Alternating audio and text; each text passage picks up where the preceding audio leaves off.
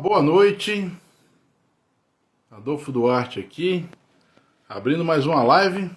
Essa semana é um bocado de live essa semana, hein? Parece até antigamente.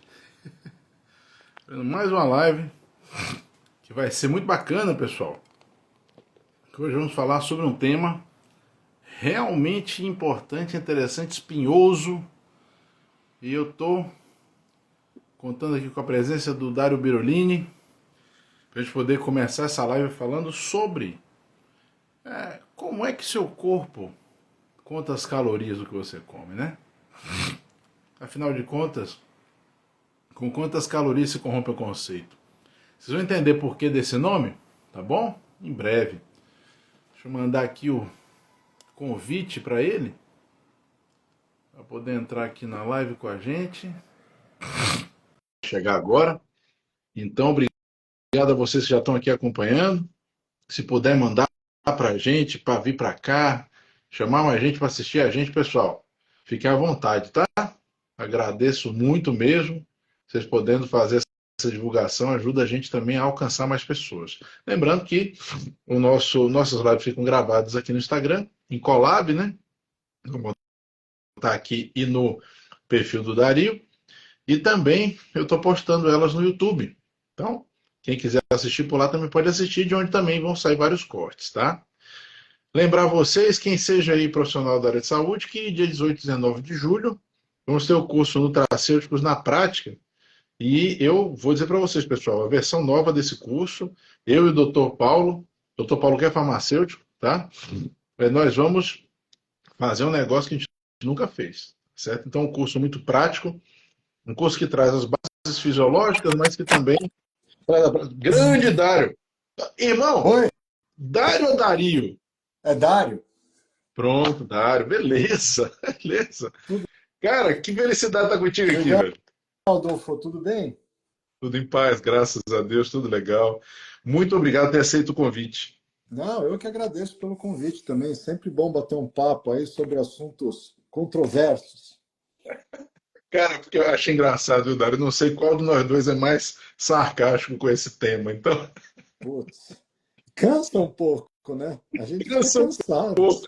É, Vamos fazer ser interessante, né? vamos, vamos, Cara, vamos. então, antes de tudo, Dário, eu queria que você se apresentasse aqui para o pessoal, né, que a gente está aqui no perfil.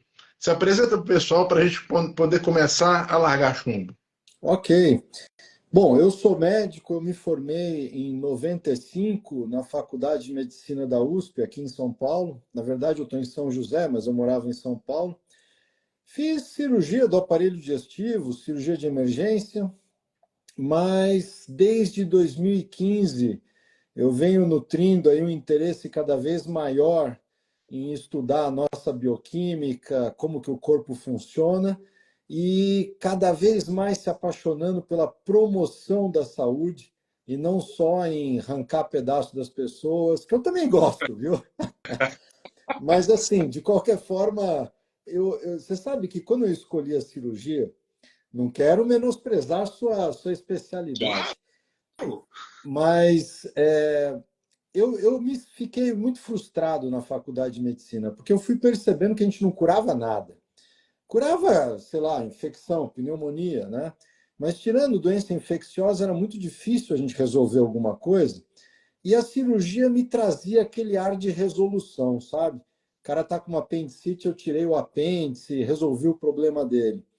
E eu falei, puxa, se eu quero ser um médico mais completo, eu tenho que pôr esse tal de essa cirurgia no meu cinturão de utilidades. E aí acabei virando cirurgião. Mas aos poucos eu fui percebendo que o negócio mesmo é promover a saúde. Não é medicar a doença ou tirar um câncer do intestino, é não ter, né? E aí fui me apaixonando por essa questão. E é lógico que quando a gente começa a promover saúde, uma das coisas mais importantes para isso é aprender o que seria uma dieta adequada para a nossa espécie, hábitos adequados, né? E assim por diante. E, invariavelmente, a gente acaba esbarrando em alguns conceitos que eram tidos como leis, né? Então, uma delas era a questão das calorias, que a gente discute hoje. e o LDL, e aí vai, a coisa vai embora, né? Mas isso certamente me fez repensar vários conceitos e calorias foi um deles, né? Cara, olha, deixa eu te falar um negócio. A sua percepção da faculdade foi a mesma minha.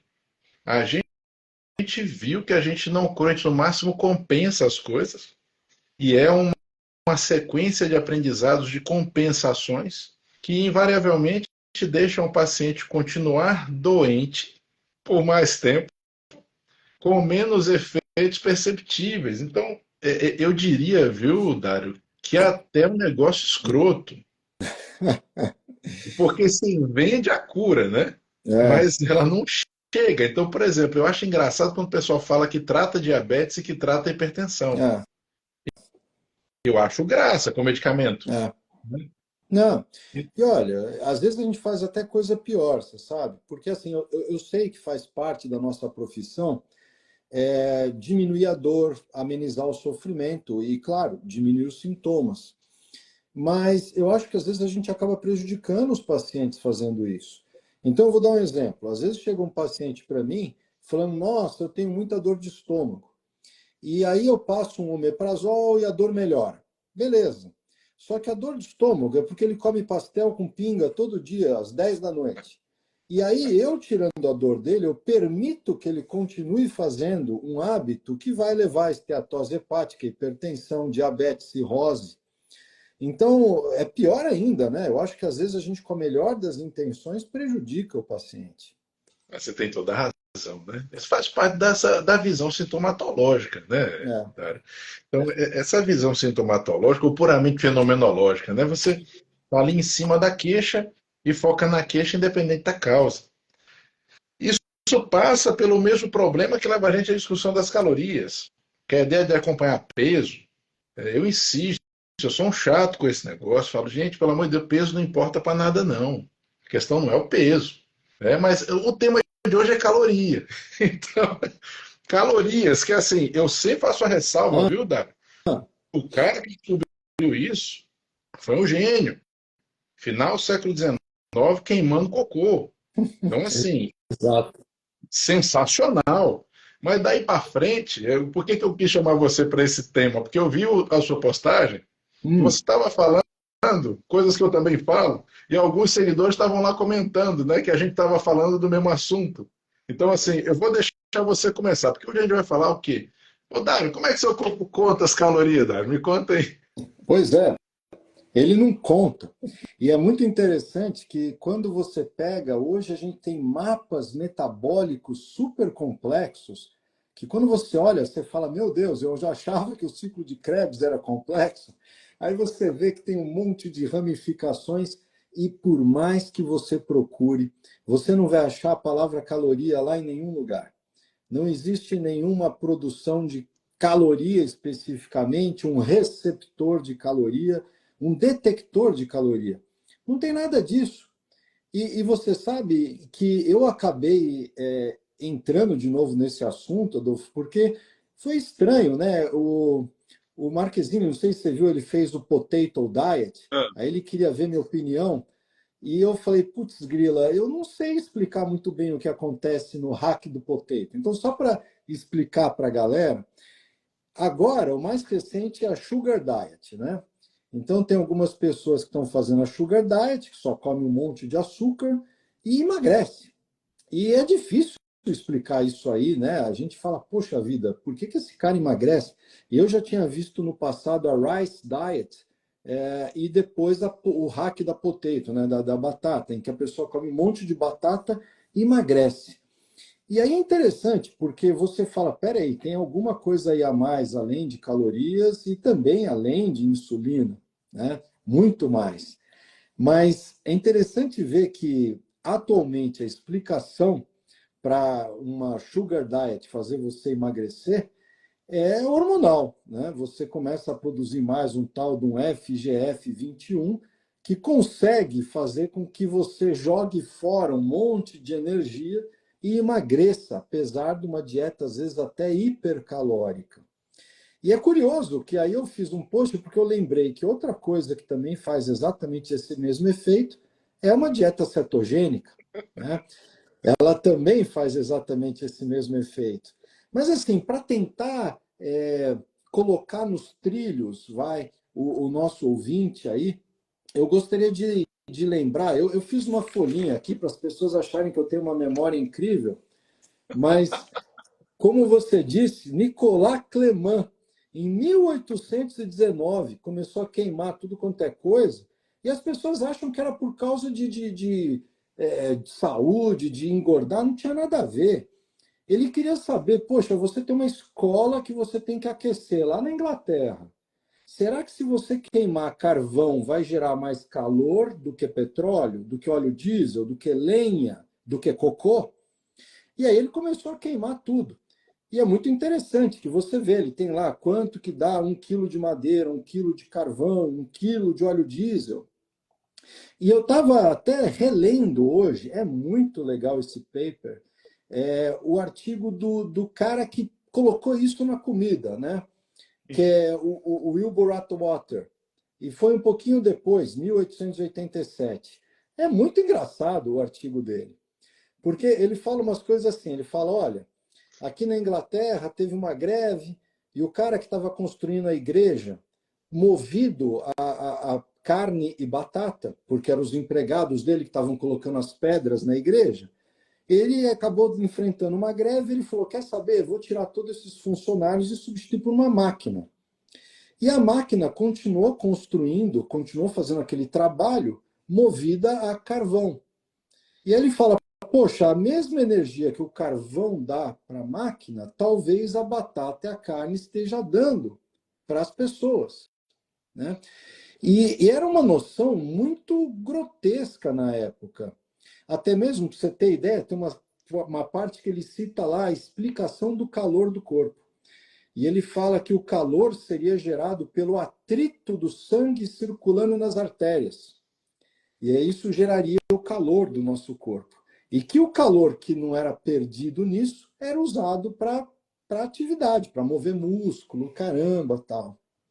Mas o que eu acho interessante é que nessas pesquisas aí que eu andei fazendo, eu acabei descobrindo, eu não sei se essa aí você já ouviu falar, a Lulu Hunt Peters. Já ouviu Sim. falar da Lulu Hunt Peters? Não, nunca ouvi.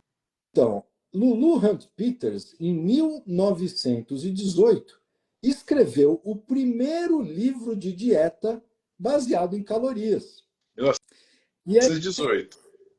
1918. E aí é muito interessante que os desenhos do livro ela mesma fez, são grotescos. Pena que eu não tenho aqui para mostrar. Você que gosta aí de desenho, caramba, ela desenhava uns homens, em vez de ser o homem palito, era o homem bolota. E ela falava que nós éramos, como é que ela fala? Fireless cookers, fogões sem fogo. Tem fogo. E ela colocava tudo aquilo que o Atwater viu, né? Que um carboidrato dava 4 calorias, uma gordura dava 9, ela colocou naquele livro para dieta. E isso é interessante porque quando o Wilbur Atwater começou a estudar caloria, ele estava preocupado com a fome. Qual seria o mínimo de caloria para uma pessoa não morrer de fome, né? E a Lulu Hunt já estava, não, ó, se a gente quer emagrecer, basta queimar caloria. O próprio Atwater, ele falava assim, ó, no começo do artigo dele, as duas melhores ideias de 1800 foram a ideia da evolução, do Charles Darwin, e a lei de conservação de energia, que é a primeira lei da termodinâmica. Então ele falou, então, poxa, se a gente descobrir quanto que tem de energia numa comida, a gente sabe que a energia vai se manter igual, é só a gente queimar a comida e ver quanto que a gente vai conseguir de caloria e acabou o problema, né? É isso que você vê na sua prática, não é? É isso que a gente vê na prática e esse é o problema. Porque você percebe pela explicação das origens que você está trazendo brilhantemente, sensacional. Já estou aprendendo um bocado de coisa contigo. Mas você vê pela explicação das origens que é uma base já frágil para uma época onde, volto a dizer, tudo isso para a época é genial. Tudo para a época é sensacional. É por causa de figuras assim que a gente evolui. Sim, Mas você nota uma coisa, Dario. Então, o pessoal está usando o mesmo conceito de 1918 até hoje, Pois é. porque é incrível isso. E eu vejo, cara, gente levantar a primeira e segunda lei da termodinâmica para querer dizer que isso justifica, como se nós fôssemos sistemas fechados de combustão simples, que nós não somos. Nenhum nem outro, né? Nem fechado Justa. e nem de combustão simples. E nem de combustão simples. Né? Eu costumo falar para meus pacientes: a energia do nosso corpo ela não é explosão que move o pistão, nem é fluxo de cargas elétricas, pura e simplesmente. Claro. Até porque a energia do nosso corpo, Dário, tem aquela coisa bonita, cara. Fosforilação. Você pega um fosfato de uma molécula, transfere para outra. Então, essa relação energética do nosso corpo ela é plástica. Ela muda Sim. a forma das moléculas e a forma como elas se encaixam nos receptores e nas enzimas. É outra coisa, cara, completamente diferente. Fala assim, não é? É, e olha, eu senti isso na pele, porque quando eu comecei a mudar minha dieta, lá para 2016, eu entrei no low carb e já me empolguei para uma cetogênica, e aí a coisa foi embora. Mas naquela época teve uma coisa que me chamou muito a atenção. Eu comecei a comer muito e eu comecei a perder muito peso. E eu lembro que eu fiquei até meio preocupado com isso, porque no começo a gente fica com aquela pulga atrás da orelha, né? Será que eu não estou fazendo uma burrada, porque eu estou fazendo tudo ao contrário do que eu estou aprendendo? E aí eu acabei achando um cara que ele fez um experimento famoso, Sam Feltham. Uhum. Esse cara fez isso, eu estava dando uma olhada, que eu não lembrava. Ele fez esse experimento em 2013. E aí é legal para o pessoal saber. Eu tenho aqui anotadinho, porque o que ele fez? Ele é um cara jovem e lá na Inglaterra ele resolveu, durante 21 dias, comer 5.000 calorias de low carb e ver o que acontecia. Ele tem as fotos dele todos os dias e a pesagem, igual o Cobra lá na época que ele fez o jejum e tal. E o que ele viu é o seguinte: primeiro, que era difícil comer 5.000 calorias de salmão com alface, mesmo colocando nozes. E, apesar disso, em 21 dias, ele ganhou 1,3 quilos e perdeu 3 centímetros de cintura. Aí, depois disso, ele deu um tempo, voltou ao padrão dele e resolveu fazer 5.000 calorias por dia de macarrão, pão, biscoito, essas coisas. E em 21 dias, ele ganhou 7,5 kg e ganhou 9 centímetros de cintura abdominal. E quando eu vi isso, eu falei, meu Deus, então peraí, não é só uma questão de caloria realmente, e o que eu estou fazendo tem uma explicação agora. De alguma forma, meu corpo está tendo uma gestão diferente aí do que eu como. E aí a gente começa a estudar umas coisas que eu acho que devia ser tão óbvias, tão óbvias. E eu achei alguns artigos muito legais. Mas antes de falar artigo, quando a gente fala de física, por exemplo, os caras falam, não, porque tem a primeira lei da termodinâmica. Tá bom, mas tem, por exemplo, uma outra lei da física que diz assim: dois corpos não podem ocupar o mesmo lugar, não é? Ao mesmo tempo, não dá. Passou. Ou ele não pode ser duas coisas ao mesmo tempo. Quando a gente come colesterol, ele tem caloria, mas ele não é queimado, ele é incorporado. Quando a gente come proteína, pô, a prioridade é fazer enzima, neurotransmissor, estruturas moleculares, não é fazer energia, queimar como energia que seja. Ao mesmo tempo, se a gente for ver, uma das explicações da potato diet é que boa parte da batata que você está comendo é resfriada e ela vira amido resistente. Você não está conseguindo digerir aquilo. Pode até estar indo para a tua bactéria, você fica soltando um monte de pum, mas você não está conseguindo digerir aquele amido. Outra coisa interessante que eu falo para os pacientes, pô, se você pega, você pode pôr no Google lá, estrutura molecular do amido, vai. Bom, tem um monte de glicosezinhas grudadas, formam um amido. Pega a estrutura molecular da celulose. E aí você vai ver que tem um monte de glicose grudada e forma celulose. Agora, uma a gente não consegue quebrar, a outra a gente consegue. E aí está a explicação de por que a gente queima uma lenha e dá 10.000 calorias, e a gente come uma lenha e não engorda. A gente não tem como absorver aquilo de forma alguma. Aqueles outros estudos mostrando que, pô, você pega uma maçã e come, ou um purê de maçã, ou um suco de maçã, exatamente com a mesma massa, o efeito metabólico é totalmente diferente. E aí eu lembrei disso, teve um estudo recente, na verdade é um pôster de congresso, eu não consegui ler o estudo, mas que os caras deram para as pessoas que estavam num programa de emagrecimento água ou Diet Coke. E o grupo do Diet Coke teve uma evolução muito pior, emagreceu menos, teve menos reversão do diabetes. E aí fica aquela coisa, pô, é óbvio que tem hormônio por trás disso também, né? Você deve ter visto vários casos de distúrbios hormonais que a pessoa ganha peso ou perde peso comendo a mesma coisa, não é? Isso é todo dia, Dário, isso é todo dia. E eu costumo falar para o pessoal o seguinte: o problema não é conteúdo calórico, o problema é conteúdo, é a interpretação do conteúdo. Né? Eu falo uma coisa, Dário, que eu falo de carga informacional da comida, né? Uhum, Então, não estou entrando por biofísica, não.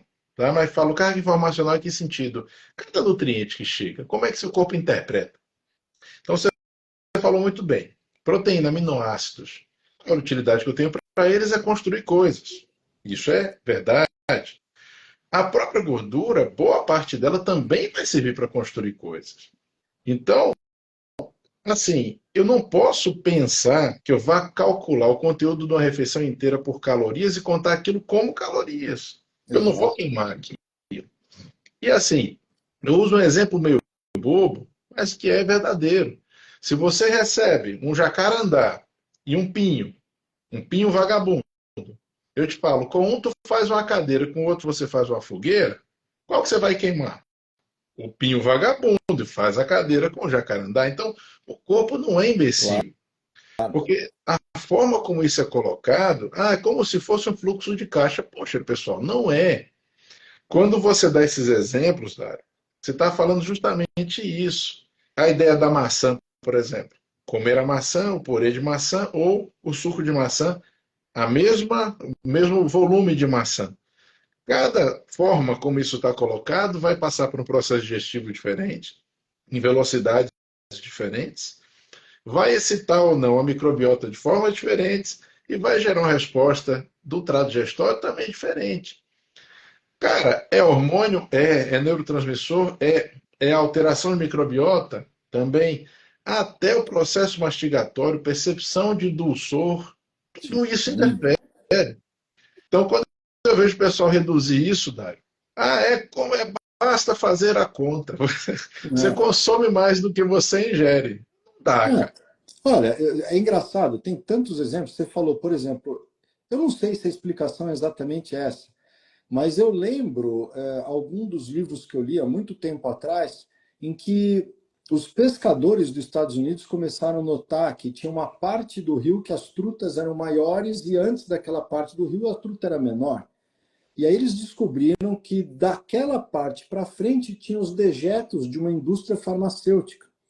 E eles falaram, pô, peraí, alguma coisa está fazendo essas trutas crescerem mais. E na época, para resumir toda a história, eles descobriram que a fábrica, a indústria fabricava tetraciclina, tinha resíduos de tetraciclina na água, isso de alguma forma alterava a flora intestinal dos peixes, eles cresciam mais. E aí, com isso, começa a história de alguns lugares quererem dar antibióticos para bichos para que eles cresçam mais rápido. Pô, a gente vê pessoas que falam no consultório, olha, eu não mudei nada, mas depois que eu entrei na menopausa eu engordei. Mudou hormônio, pô. Ou diabético que morria antes de inanição, de tanto comer, comer, comer e não conseguia absorver nada porque não tinha insulina, né? Hipertiroidismo emagrece, hipercortisolismo, o Cushing engorda, sei lá, se o cara tem testosterona baixa, é mais difícil de emagrecer. Tanto hormônio, e aqueles estudos até de caloria com hormônios eu também acho muito legal. Tem aquele clássico que os caras davam um shake ou de proteína, ou de carboidrato, ou de gordura, com o mesmo número de caloria. E você vê que a grelina despenca no açúcar e depois sobe igual um foguete. na gordura e na proteína é uma coisa mais tênue. É muito, como é que fala, simplista pensar nisso. Mas tem dois outros aspectos que eu acho legal de discutir, até mesmo porque eles são bem controversos. Não sei sua opinião sobre isso. Mas um deles é que eu fiquei pensando assim, pô, se nós não fazemos combustão, tá? Quando você pega uma lenha e queima, você pega lá o calor, o oxigênio, transforma aquele carbono do carvão em CO2, vai? É basicamente isso. A gente não tem um fogo dentro da gente. A gente tem a oxidação fosforilativa, que é o que você falou. A gente está fazendo o tempo inteiro ATP, né? Aí eu fiz uma conta esquisita aqui, mas a gente sabe que uma molécula de glicose produz, em média, 38 ATPs. E aí você pesquisa no Google, você vê, por exemplo, que uma molécula de óleo, né, ácido oleico, né, do azeite lá, C18, produz 146 ATPs. Aí, com a ajuda da inteligência artificial, eu fiz uma conta que eu nunca tinha feito. Eu falei, peraí, e 100 gramas de carboidrato? 100 gramas de glicose, quantos ATPs produzem? E 100 gramas de gordura, quantos ATPs produzem? Eu fiquei fazendo isso com alguns tipos de gordura. E eu fiz com um tipo de gordura interessante para ver o que ia dar, de acordo com um estudo que eu li, que foi feito em ratinhos. E só para colocar aí, porque eu não sei esses números decor, uma molécula de ácido esteárico, C18, produz 153 ATPs. Se for o oleico, que também é C18, mas tem uma ligação dupla, produz 146. E se for o ácido linoleico, que é C18 e tem duas ligações duplas, produz 117. Em tese, se a gente está falando só em energia, o ácido oleico é o que menos, perdão, o ácido linoleico é o que menos faz ATP, é o que menos engorda. Só que Se se fosse só você por isso. alimentar ratinhos com ácido linoleico ou oleico, ou o esteárico o ratinho emagrece e o linoleico ele engorda. Aí a gente fala, caramba, tem a mesma quantidade de calorias, essas três moléculas. A que tem a mesma caloria e menos ATP é a que mais engorda?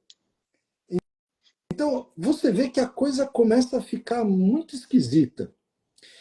E aí, eu entrei numa coisa que eu acho que é ainda mais controversa, que é o seguinte. Quando a gente discute hoje calorias, é difícil a gente chegar e falar assim, olha, você tem artrite reumatoide, então coma menos calorias. O que a gente vê é peso, né? Então o cara está com um problema de obesidade e alguém recomenda que ele coma menos calorias. E pode ser que ajude, porque caloria é uma medida, assim como quilo, como volume, como qualquer outra coisa. 100 calorias de pudim é menos pesado que 200, tem menos volume que 200, outras palavras, tem menos quantidade, né? Mas onde eu quero chegar? Caloria não tem peso. E se a gente está falando num problema de massa, energia, não tem massa. A massa é desprezível. E aí as pessoas podem fazer um experimento que é o seguinte: pega 1 litro d'água a 20 graus e aquece no fogão esse litro de água a 100 graus. Você aumentou, em tese, 800 calorias. Qual foi o peso da água? Nenhum. Continua o mesmo. Então, peraí. Quando a gente perde 800 calorias, a gente emagrece. O que está acontecendo? E eu estou falando isso porque se a gente for fazer aquela equação de Einstein, desculpa dar um nó na cabeça do pessoal, mas E é igual a M, né? Energia é igual a massa vezes a velocidade da luz ao quadrado. Se eu quero saber quanto que é a massa, assim, eu digo, a gente tem que inverter. A massa é igual a energia dividida pelo quadrado da luz, ou seja, energia não tem peso. Nenhuma balança de precisão ia conseguir ver uma mudança nessa água, porque não tem peso. Como é que as pessoas emagrecem, então? Se a pessoa falou, não, eu gastei 1.000 calorias, eu emagreci. Mas como? Se caloria não tem peso? Então, o que eu penso hoje é o seguinte, eu sei que é meio complexo, mas a gente só ganha peso quando a gente adquire átomos, quando a gente adquire massa. Nós somos feitos de carbono, hidrogênio, nitrogênio e um pouquinho de outras coisas. Quando a gente come uma coisa que não é digerível, como a celulose, por mais que ela tenha um alto conteúdo de calorias, se ela for queimada, eu não tenho como absorver aqueles átomos. E o que vai determinar se eu vou absorver mais ou menos átomos, além de todo o nosso processo digestivo, nossa microbiota, são nossos hormônios. Então, aí fica aquela coisa, poxa, mas quando eu vou na academia e eu faço um monte de esforço e gasto um monte de energia, eu emagreci. É verdade, mas por que que a pessoa perdeu peso? E quando a gente vai ver, ela não perdeu peso porque ela perdeu energia. Ela gastou energia no processo de quebrar junções moleculares e transformar em ATP. Mas não foi isso que fez ela perder peso. Ela perdeu peso porque qualquer reação de oxidação, seja da glicose, seja da gordura, vai ter como produto final CO2 e água. Ela eliminou átomos de carbono na respiração e de hidrogênio e de oxigênio no xixi e no suor. Aí a gente perde peso. Então você vê como é uma coisa muito mais complexa. Né? Eu posso piorar. Então piore. Eu posso piorar. Porque tem uma coisa, Dário, que é a seguinte: perder o peso pode ter emagrecido ou não. Vai depender de que tipo de treino foi feito, o que se comeu e como está justamente a coisa que você já citou várias vezes é importante, mas o status hormonal. E aí tem a questão da combustão e dos subprodutos. O CO2 que a gente expele na respiração, ele vem da formação do acetilcoenzima A. E o oxigênio que a gente coloca para dentro participa lá do outro lado da última etapa que vai levar a TPase para ressintetizar a ATP e é onde é gerado a água. Então essa relação de CO2, O2 e água que a gente vê na combustão comum, ela não acontece na gente. Então, isso é outra coisa interessante, porque o paralelo que costumeiramente é utilizado, ele não é aplicável para nós, porque o sistema é diferente. Exato. Fica parecendo que o O2 que você inspira tem relação com o CO2 que você coloca para fora, mas eles não têm.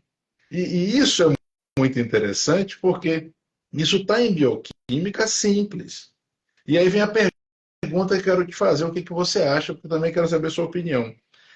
Você falou de um monte de coisas agora, sensacionais, cara. Eu estou grato de fazer essa live com você hoje, você não tem noção. Mas são coisas de fisiologia e bioquímica que qualquer livro de fisiologia e bioquímica tem. Dário, por que esses conceitos truncados se mantêm enquanto esse conhecimento está disponível e a gente vê no início da faculdade? Pois Eu não é. consigo entender. Eu, eu, eu, eu acho que aquela história, né? Já ouvi essa frase várias vezes. Eu não lembro se foi o Max Planck que falou que a ciência avança com os funerais, né? Mas o problema é que assim, eu vejo essa questão como fenômenos que estão acontecendo ao mesmo tempo e tem um olhando de um lado, outro do outro. É igual aquele número 9 que o de cima está vendo 6 e o de baixo está vendo 9. Quando a gente faz, por exemplo, putz, eu não sei traduzir isso para o português, double label water, vai, uma, é uma forma da gente estudar o consumo de calorias de uma forma indireta. Você dá para a pessoa beber uma água que, na verdade, são isótopos de hidrogênio e oxigênio, e você consegue medir esses isótopos no que ele exala e calcular quanto que ele gastou de caloria. Mas vê que, mais uma vez, a gente está medindo as moléculas que estão sendo exaladas. Né? O diabético, pô, ele também está perdendo um monte de glicose na urina. Quem está em cetose fica perdendo aquele bafo, fica perdendo moléculas. Tudo isso é peso que está saindo da pessoa. Agora, essas mudanças de conceito, eu acho que, eu não sei, sabe? Ó, eu vou te falar algumas teorias. Uma delas, com todo respeito a nutricionistas, a professores de educação física, Eu fiz uma faculdade que é muito tradicional, muito Caxias, a USP. E dentro da faculdade, eu fiz cirurgia, onde o treinamento era militar. Naquela época era militar. Se eu falasse, olha, eu quero sair da cirurgia porque eu quero fazer xixi, eu tomava um pescotapa na cabeça, sabe? Não podia. Ainda você, como residente, sinto muito, se vira, aguenta aí. E era como que a gente era criado. E naquela época, qualquer pessoa que ousava desafiar o conhecimento da grande USP ou do professor era tido como um charlatão, era tido como, vamos dizer assim, alguém não que você não devia confiar. E as únicas pessoas boas eram os médicos. Eu tive dificuldade de perceber, aos poucos eu fui percebendo, poxa, tem fono fantástica, um gênio da fono, um gênio da nutrição, um gênio da fisioterapia. Eu achava que eu sabia mexer em respiração. Uma físio aí que faz respiração dá 10-0 em qualquer médico. E aí a gente começa a ver que, pô, peraí, a gente não é tudo isso que a gente acha, não. Mas quem está lá dentro da academia continua achando. E da mesma forma que a gente vê as nossas echo chambers, né? Então eu fico muito no mundinho cetogênico, carnívoro, low carb, a gente tem que tomar cuidado com isso, né? Porque senão a gente fica só ouvindo o que a gente quer. Mas eu acho que eles ficam lá, não mudam. E eu dou muito crédito para as pessoas como nós que tiveram uma formação e mudaram. Por quê? Porque eu não acho que são um monte de maluco. O cara que era maluco já era maluco na faculdade. Agora, alguém que mudou é porque ele se convenceu a duras penas, engolindo o sapo, que ele estava errado. E isso é difícil, dói, né? Você Isso é fala, pô, difícil. será que toda a cirurgia que eu fiz toda a minha vida eu estava prejudicando os pacientes? Sabe? Cara, eu admiro demais esse fato de vocês terem uma formação clássica e questionar depois. Eu dei sorte, sabe, Dário? Eu dei sorte que minha mãe é Hum, nutricionista hum, e eu comecei a estudar com ela cedo. Então, na verdade, eu não fui brigar depois, eu comecei a tomar porrada antes. entendi. Eu fiz a faculdade de medicina toda apanhando. Tirou um monte de nota baixa. Papai, não, mas assim, porque eu respondi o que pediam. Ah, bom, Mas tá bom. assim, mas, assim a gente passa aquilo questionando, e eu acho engraçado que eu tenho alguns casos meio anedóticos do tempo da faculdade, onde a gente questionou coisas, eu e amigos meus à época, e os professores davam cada patada na gente. Pelo jeito que você falou, né, não pode se questionar esse saber pétreo e divino. E hoje, vê que a gente estava certo. Então, É, eu vejo que estudante raciocinando um pouquinho, cara, já estava questionando coisas onde a gente estava certo, pois é. né? E foi quando a gente questionou a época, vem cá, mas professora, como é que o colesterol vai fazer mal e vai entupir as artérias? Pois é. A professora não tinha resposta e falava assim, os estudos demonstram, vocês com o tempo vão ver. Mas o que eu queria dizer, na verdade, é o seguinte, eu admiro muito vocês pela coragem de fazer isso, porque o meu caso foi mais fácil, cara. Eu já vim de antes, então eu era um dos que já era maluco. É, Para mim foi mais fácil, é, né? olha, eu não sei na sua prática, mas na minha, eu entrei várias vezes em conflito da minha ética pessoal, que a duras penas meus pais me passaram, e com a minha profissão. O que eu quero dizer com isso? Ao virar adulto, eu percebi que muitas vezes eu era um trouxa. Porque se você quer fazer tudo certinho, você vira o trouxa, né? Infelizmente, né? Então, sei lá, você não sonegou imposto de renda, você é um trouxa. Você não sei o quê, não ganhou dinheiro, você é um trouxa. Você não ganhou uma propina, você é um trouxa. Agora, fez parte disso eu começar a perceber que eu estava errado em algumas coisas e que me dói o coração quando eu vejo o paciente fazendo tudo errado. E quando você vai tentar ajudar o paciente, você de repente entra contra a maré e ficando um médico contra a maré, o cardiologista, por exemplo, não te manda mais um paciente para operar a hérnia, porque ele vai falar, pô, o Dário vai falar qualquer coisa sobre, sei lá, colesterol. Então, isso eu paguei um preço profissional por isso, mas eu vou te falar que isso me deu uma paz na minha alma. Até mesmo quando no começo eu comecei a descobrir essas coisas, a gente fica doido, né? Porque a gente fala, puxa, olha só, não sei quem está desenvolvendo demência. Aí você já fala, então fala para ele fazer uma dieta cetogênica e fala para ele. E aí você fala, pô, peraí, deixa eu ficar quieto, eu não vou salvar o mundo, né? Você tem que aguentar essa angústia. Mas quando o paciente está indo no seu consultório pedir sua opinião, e aí você fala, puxa vida, eu vou ficar quieto. Às vezes eu fico hoje em dia, sabe? Não tem jeito, porque você fala, não, pera, eu já estou ajudando, fazendo minha parte. Né? Tem que ter essa coisa. Mas eu apanhei muito com isso. E aí eu vejo que as pessoas estão lá, nessa vibe de eu sou o conhecedor da verdade. Eu não posso ser questionado. E, ao mesmo tempo, não entra em contato com outros mundos, sabe? É difícil. A gente tem que dar um jeito de entrar na linguagem deles. Eu estava vendo um post esses dias do Ricardo, cardiologista, e achei interessante que ele colocou a mesma foto assim, né? No congresso, os caras falando de coenzima Q10 e todo mundo lá prestando muita atenção. E alguém falando de coenzima Q10 e os cardiologistas metendo pau, charlatão, não serve para nada, né? Então, a gente tem que dar um jeito de entrar no mundo acadêmico. O problema é que não há como é que fala? Não dá um interesse, não há mesmo, sabe? Todos os congressos que eu vou, eu agradeço a indústria farmacêutica por patrociná-los, senão não ia estar assistindo nada. Mas é aquela história, vai passar por um filtro. Ninguém vai me chamar num congresso de cardiologista para falar os furos que eu vejo na teoria do colesterol. Não quer dizer que eu estou certo, mas ninguém vai chamar. Você vai ter que falar na rebelião. E de É, repente vai falar num congresso de ortomolecular, pois é. não É, é? você sabe, isso é outra coisa engraçada. Hoje eu vejo isso de uma forma tão diferente. O que eu aprendi que é ortomolecular? É um charlatão. Foi o que eu aprendi na USP. Ortomolecular é um charlatão. Tá bom, deve ter charlatão no ortomolecular, como também deve ter na cirurgia. Eu vejo isso no meu dia a dia.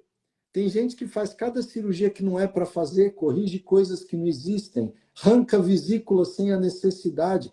Não estou falando que não tenha necessidade em alguns casos, tem sim, mas tem casos que eu vejo o pessoal operando que não precisava. Tinha um pólipo de 3 milímetros, entendeu? Então tem em todas as áreas, mas infelizmente é o que a gente enfrenta. E eu acho que, poxa, quando eu fico vendo essa questão da obesidade, esse grande problema que a gente enfrenta, muito legal que tem remédios novos saindo, mas muito triste que essas mesmas pessoas estão tomando remédios porque elas estão contando calorias e não estão emagrecendo. Elas estão sendo iludidas, né? É, Porque no fim das contas, qual é o parâmetro da maioria dessas medicações? De novo, perda de peso. Não se avalia de que peso, né? Eu não me lembro quem foi que mostrou esse cálculo agora, foi um de nós aí da rebelião. Ele colocou um cálculo muito interessante, onde você tinha um trabalho que mostrava que dos 8 quilos de peso, o paciente perdia eram 4 de gordura e 4 de massa magra. uhum, E depois, no rebote, ele recuperava 6 só de gordura. exato. É, Então ele ficava com um saldo de menos 2 quilos, mas na verdade ele tinha sim, piorado muito, sim, né? Eu costumo brincar com meus pacientes e dizer assim, olha só, imagina você agora, comum, imagina você jockey de cavalo, que tem que ser muito mais leve, imagina você fisiculturista, que tem que ser muito mais pesado. Qual é o peso certo? pois é. Tem, depende da função, depende da necessidade. Então, calorias e peso são dois conceitos que são mal utilizados e que eu vejo que eles atrapalham, inclusive, Dário, nessa coisa de definir drogas para emagrecimento, né? Que eu te digo, melhor droga para emagrecimento, o que, que vai ser? Dieta cetogênica, Sim, sim. aumento da carga proteica na alimentação, que seja, né? Talvez o hidroximetilbutirato seja mais interessante do que É, qualquer você caneta. sabe que quando eu li o artigo lá, que explicava que subia o FGF21 na Sugar Diet, eu falei, pronto, já deve ter alguém fazendo FGF21, com Já tem certeza. um tempo. Aí, ó, tá Tentando. vendo? Então, porque é aquela história, o pessoal vai para o mais fácil, eu até entendo, né? Por que que, como é que fala, Chapeuzinho encontrou lá o lobo mau? Ela foi pegar o atalho, né? Não é, eu lembro a história direito, mas Mas é verdade. a gente sempre vai pelo atalho, e aí é o problema. Agora, infelizmente, e essa ideia atrapalha.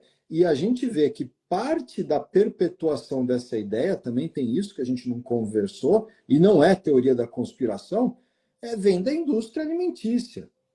Eu estava falando outro dia da pirâmide alimentar, e eu estava achando um absurdo que no ápice da pirâmide alimentar antiga, tinha lá bala, pirulito, ó, só um pouquinho. Eu falo, pô, peraí, como é que você vai recomendar uma alimentação para uma população e colocar bala e pirulito? Não é para ter. O cara quer comer, come. Eu sou um defensor da liberdade. Eu morro de medo que tolham a minha liberdade. Agora, não é para ter. Mesma coisa que falar, sei lá, pirâmide da saúde. A gente põe uma ginástica, sono e põe um cigarrinho lá no alto da pirâmide. Não, não é para ter.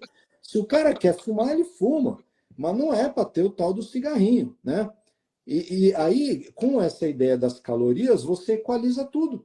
Porque o pirulito, a carne e o brócolis são iguais. Basta moderar. E aí a pessoa come a Coca-Cola com moderação e não fica preocupada. E também é muito preocupante a gente ver, eu não vi esses dados, eu estou aqui papagaiando o que o Anthony Chaffee falou certa vez, mas ele falando o exemplo, eu vou falar tudo errado, mas que a Pepsi, se não me engano, gastava sozinha com verba para pesquisa científica de nutrição mais que o NIH na parte de nutrição. E aí você fala, peraí, tá errado. Se uma empresa gasta mais que o próprio governo americano no quesito nutrição, no assunto nutrição, você acha que eles vão publicar que Coca-Cola faz mal? Eu lembro, eu não lembro se era o Robert Lustig ou outro aí qualquer que eu vi fazendo uma entrevista. Não, era aquele cara que estuda ácido úrico, eu esqueci o nome dele. Mas ele dando um exemplo, ele falando, olha, contrataram não sei quem para fazer um estudo se o refrigerante subia ácido úrico. E sobe, porque açúcar, frutose, virava lá ácido úrico. Mas o que eles viram? Tinha uma curva. Ele tinha um pico lá em, sei lá, 4 horas e caía em 8 horas. O que os cientistas fizeram? Estudaram o impacto da Coca-Cola no ácido úrico em 8 horas. Pronto, o impacto é zero. Entendeu? É o que eu ia comentar. Se os caras estão investindo, eles estão investindo para achar o que eles querem. Claro. Quem é burro, né? Investindo para achar o que eles Quem é? querem. É a ciência paga, né, Dan? Pois é. E é o que a gente vê. Então, aí você vê que eu acho que a gente ainda está naquela resposta da pergunta que você fez, né? Por que que ainda acontece isso? E você vê que é uma coisa muito complexa. E tem vários. Ó, uma coisa que eu aprendi num filme, voltando da Europa de avião, é a frase que eu achei ótima, que eles prendem lá o suspeito, que no fim das contas é errado, não foi ele que matou, e o chefão fala: bom, que bom que a gente prendeu o assassino, né? Mas eu ainda não entendi uma coisa. Cui bono? Ele fala: quem ganha com isso, né? O que esse cara ganha com isso matando? E no final descobrem que ele não é assassino. Então, sempre que eu vejo esses artigos, eu sempre me pergunto: cui bono, né? Nós dois estamos aqui fazendo uma live. Pô, a gente talvez vai ganhar seguidor, eu vou aprender uma coisa, você vai aprender uma coisa, sei lá, legal, a gente está ganhando alguma coisa com isso, e ao mesmo tempo eu estou ficando feliz que provavelmente eu estou, como é que fala, cutucando as pessoas que estão aí assistindo para pensar nessas coisas que a gente falou. Agora, quando a gente vê essas coisas, essas propagandas de remédio, né, essas pesquisas que a gente acha que tem um resultado muito estranho, eu sempre pergunto, cui bono? Quem é que está ganhando com isso? E É a sempre tem pergunta alguém do, por trás. é a Sempre tem. pergunta do milhão.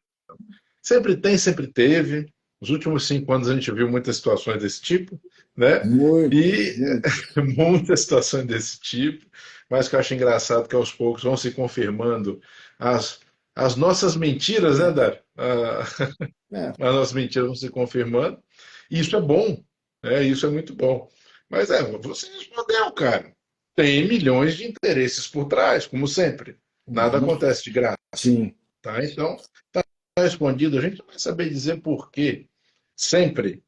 Mas, volto a dizer, que me incomoda é a falta de questionamento por parte das nossas classes. E Isso. aí que não se questione, porque, olha, o que vem de cima dos ungidos sábios, eles sabem muito mais do que eu, e eu não vou questionar, é uma posição possível? Ou então, não vou questionar porque eu vou contra os consensos da minha área, isso pode gerar qualquer tipo de represália contra mim? Ou, como você bem colocou, quando a gente se coloca contra o fluxo, muitas vezes a gente perde o apoio de uma pá de pessoas e colegas. Eu só digo assim, bem-vindo ao clube, porque aqui para mim é assim, sempre foi, né? Então a gente fica meio Dom Quixote nessa brincadeira, isso pode justificar também. Mas aí eu falo uma coisa que eu falei ontem na live com o Regis, sabe? Uhum. Às vezes também isso denota o quê, Dário? Denota covardia, né, cara? Denota covardia e uma flexibilidade moral no sentido de para que a gente se formou médico? Pô, É, para cuidar das pessoas. Então, se eu me formo médico, vou cuidar das pessoas, estou mais preocupado com represálias que possam vir contra mim, por atitudes que, em tese, eu sei que são melhores para os meus pacientes, cara, vai vender arte na praia, é, né? Vai, abre comércio, faz qualquer outra coisa, é. mas vai cuidar de pessoas, né? Mas eu acho que também tem um aspecto psicológico. A gente está aqui viajando bastante, né? Mas as É sempre pessoas assim, viu? gostam. Essas lives são sempre assim, viajando. Não, mas eu acho que assim, as pessoas gostam de segurança. A gente gosta de segurança, né? É muito mais confortável você nem pensar nos seus valores, nem pensar nas suas crenças, nem pensar nos seus conhecimentos, porque eles estão todos certos. E quando você vê que não está, é difícil, né? Então, engolir esse sapo e mudar, olha, eu vou te falar, para mim foi muito difícil, porque é, o que me ajudou, foi muito interessante, foi a minha leitura que eu tinha de coisas que não tinham nada a ver com medicina. Porque quando eu lia os livros sobre a circunnavegação de Fernão de Magalhães, ou sobre os irmãos Vilas Boas conquistando lá, não é conquistando, mas desbravando a Amazônia, pô, você começa a ver o que eles falam da alimentação desse pessoal, você fala, pô, peraí, não tem nada a ver com o que a gente aprende.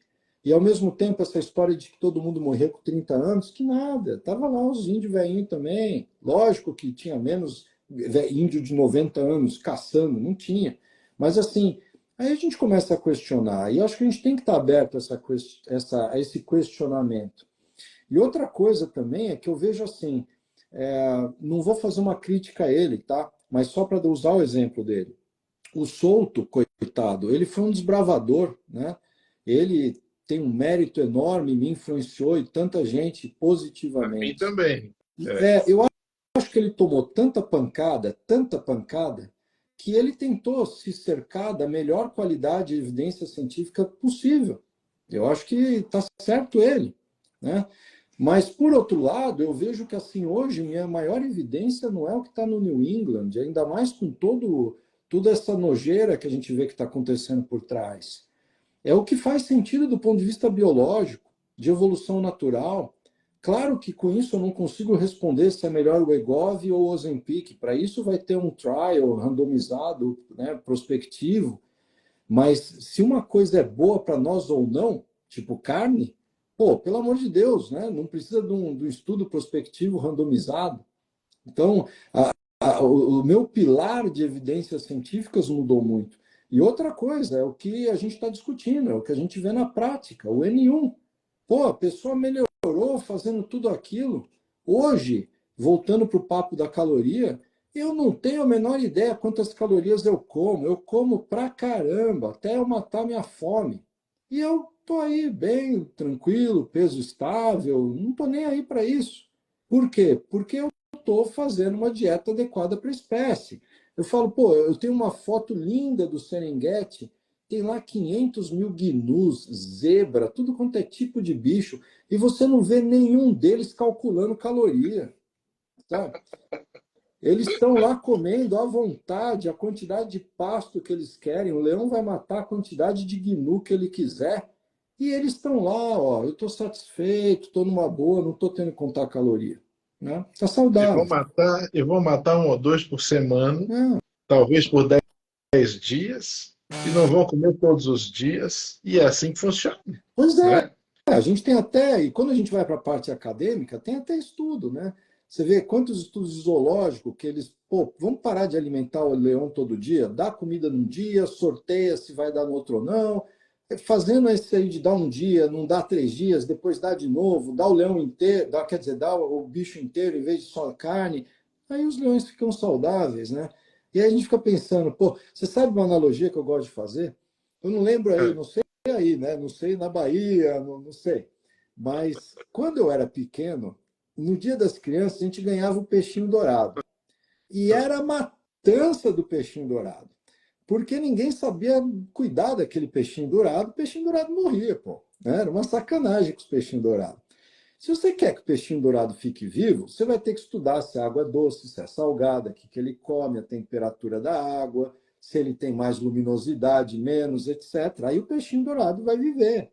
Essa mesma coisa vale para qualquer bicho, né? E aí, se você dá comida adequada para ele, não precisa ficar fazendo dieta, ele se regula sozinho, fica saudável sozinho. a sabedoria da natureza, né? É. Mas um comentário para você, Dário, porque uma vez o DJ Surfista fez uma postagem, que ela para mim é uma das mais importantes que ele já fez, onde ele postava uma foto que mostrava um manual de engorda de porco, ali de Ah, 1940, você já viu essa, né? já vi, já vi. Fantástico. Onde você tem as mesmas proporções da pirâmide alimentar de 1977 e a explicação de por que dar aqueles cereais para os porcos ficarem mais mansos, para ficarem mais gordos. Ou seja, cara, a gente tem fatos documentados demonstrando isso. E um dos modelos de teste em fisiologia para humano é justamente o porco. Sim, um animal monogástrico. Você sabe que eu não vi esse post dele, não. O DJ Surfista, eu sou um grande fã Eu dele. também. E eu falo, eu fico frustrado, porque eu não sei como que ele consegue ler tanto. Eu acho que ele, eu não sei, ele deve surfar pouco tempo e tocar pouco tempo, porque eu estudo o tempo inteiro, né? Tem que mudar o nome dele. Mas, de qualquer forma, eu já tinha visto uma coisa que deve ser similar, que foi um concurso para ver quem engordava o porco com a menor quantidade de dinheiro e de comida. Porque se você fica dando um monte de comida para o porco, você está gastando dinheiro. Então, o objetivo é engordar o porco com o mínimo possível para ter lucro. E o campeão desse evento, acho que era em 1960, ele oferecia para o porco leite desnatado e sucrilhos, né, e cereais. E aí você vê que os pessoal querendo emagrecer vai comer sucrilho com leite desnatado. Ai, ai. Dani, é isso mesmo. Irmão, Ó, estamos chegando no final, mas olha, primeiro de tudo, cara, sensacional. Já vou deixar aqui o convite para a gente fazer outra, tá certo? tá Vamos bom. conversar sobre data e tema, porque foi fantástico. Eu aprendi muito com você hoje. Vou te pedir para deixar aí uma mensagem de encerramento para o pessoal, para a gente poder concluir essa live de hoje. Ah, e essas são difíceis porque a gente nunca pensa. Mas vou falar a primeira coisa que veio na minha cabeça. Um cara que eu gosto muito é o Phil Maffetone. Não sei se você ouviu falar dele. O Phil Não, não. Maffetone é um cara que, de certa forma, inspirou o Mark Sisson, o Brad Kearns. E uma vez, numa entrevista dele, ele perguntaram para ele qual que é a sua melhor qualidade. E ele respondeu: eu sei mudar. Eu acho que, puxa vida, isso é uma coisa que eu aprendi. A gente tem que saber mudar. A gente tem que ter a humildade de mudar e andar para frente. Porque quando eu vejo as pessoas falando, nossa, eu estou super atualizado, acabei de voltar do último congresso dos Estados Unidos. E o que você aprendeu? Ah, aprendi que, sei lá, vai que a Arthur Vastatina é melhor que Rose Vastatina. Tudo um exemplo. Tá bom, tudo bem, beleza. Mas não, assim, não quero fugir do assunto, tá? Mas essa eu não podia deixar. Eu lembro a entrevista com o presidente da Associação Americana de Cardiologia, da ARRA, 2016, que teve um infarto em pleno congresso, parada cardíaca, teve a sorte de ser reanimado pelos cardiologistas que fizeram massagem cardíaca boca a boca, chamaram ambulância, fizeram cateterismo de urgência e salvaram o cara. Aí aparece ele falando assim, eu não sei por que eu infartei. Eu tenho colesterol bom, eu não sei o quê. Só que você olha para o cara e fala, ele tem síndrome metabólica. E, bom, então assim, a gente tem que aprender a mudar, a aprender novas coisas, estar aberto a novas informações. E eu agradeço muito porque também sou seu fã, também aprendo muito com suas postagens. E a ideia é essa, a gente abrir a cabeça e aprender mais, porque a gente tem que evoluir e quem ganha com isso são nossos pacientes. Com certeza. Cara, então somos fãs mutuamente. Vou agora falar, pessoal. Pessoal, a primeira vez que eu e o Dário conversamos é agora. Vocês presenciaram nosso primeiro diálogo. A gente nunca tinha conversado. Então, eu acho que deu muito certo. Irmão, mais uma vez, obrigado. Tá? A Beleza, todos gente. vocês que acompanharam até agora, muito obrigado. Boa noite. Fiquem todos com Deus. E olha, eu já estou aqui prometendo que a gente vai ter outra live. Então, a gente vai ver como vai ser isso e a gente anuncia em breve. É isso aí? Boa sexta aí para todo mundo, gente. Boa noite. Valeu. Obrigado. Boa Tchau, noite. tchau. Tchau, tchau.